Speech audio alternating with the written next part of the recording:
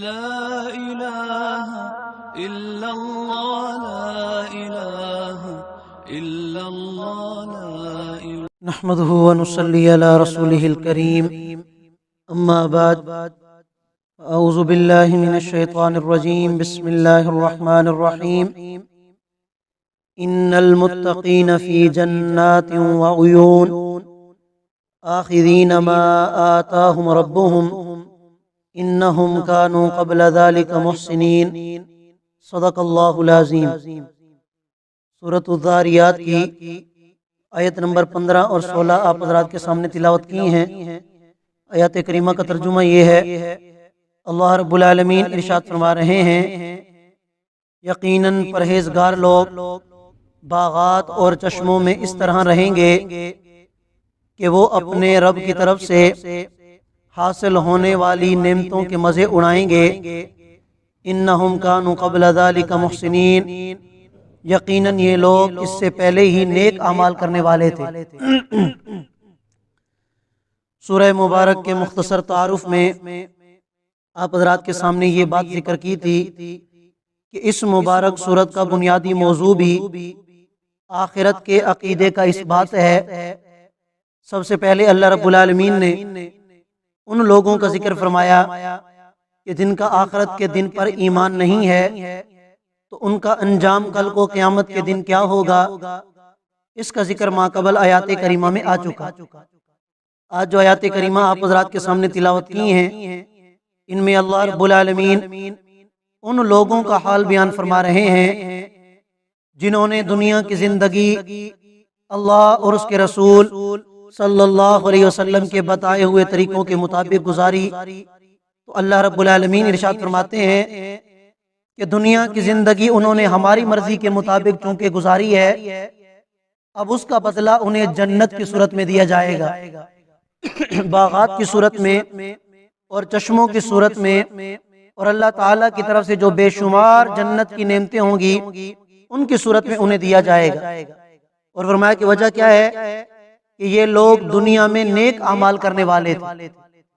اب چند ایک اعمال اللہ رب العالمین نے ان کے ذکر بھی فرما دیے۔ پہلا عمل، کانوا قلیلا من اللیل ما یہجعون، کہ یہ ایسے لوگ تھے جو رات کو کم سوتے تھے، یعنی رات کا اکثر حصہ اللہ کی عبادت میں گزارتے اور تھوڑا حصہ نیند کرتے تھے، کم سوتے تھے رات کے وقت۔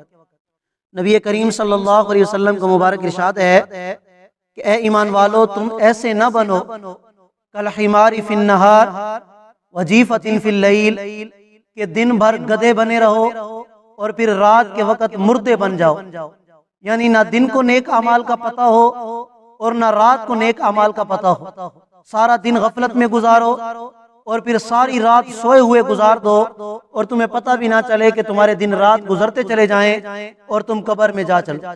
نبی علیہ الصلوۃ والسلام نے فرمایا کہ ایسی غفلت کی نیند نہیں سونی چاہیے۔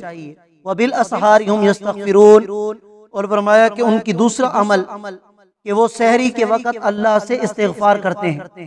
رات کو کم سوتے ہیں، اب اپنے اس کم سونے پر اور رات کے اکثر حصے میں اللہ کی عبادت کرنے پر انہیں فخر نہیں ہوتا، تکبر نہیں ہوتا تھا، بلکہ جب رات کا آخری حصہ آتا تھا تو پھر اللہ سے استغفار کرتے تھے کہ یا اللہ، ٹھیک ہے ہم نے رات کا اکثر حصہ آپ کی عبادت کی ہے، لیکن ہو سکتا ہے اس عبادت میں کوئی کمی کوتاہی ہو گئی ہو، ہم آپ کی عبادت کا حق تو ادا نہیں کر سکتے، یا اللہ جو غلطیاں ہو گئی ہوں اس کو معاف فرما دے۔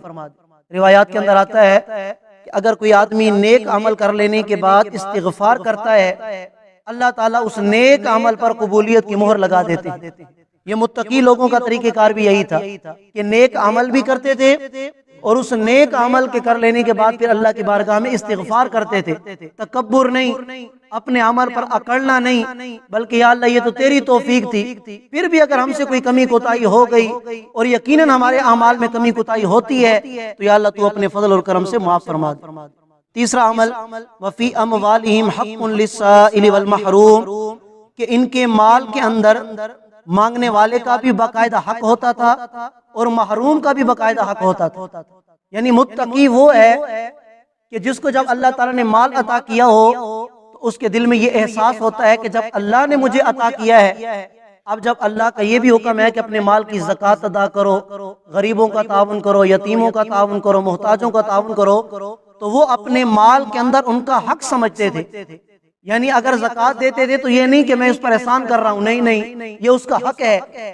اگر کسی پر صدقہ خیرات کرتے تھے تو یہ نہیں کہ میں احسان کر رہا ہوں، بلکہ ان کا بھی میرے مال کے اندر کیا ہے، حق ہے. یہ متقی لوگ. پتہ چلا کہ متقی وہ نہیں جو زکوٰۃ ادا کرتا ہے، یا متقی وہ نہیں جو صدقہ خیرات کرتا ہے، بلکہ متقی وہ ہے جو ان کا حق سمجھتے ہوئے اپنے مال کی زکوٰۃ نکالتا ہے، ان پر احسان نہیں جتاتا، اللہ کا حکم سمجھ کے اور ان کا حق سمجھ کے ان کو زکوٰۃ بھی دیتا ہے، ان کو صدقات بھی دیتا ہے.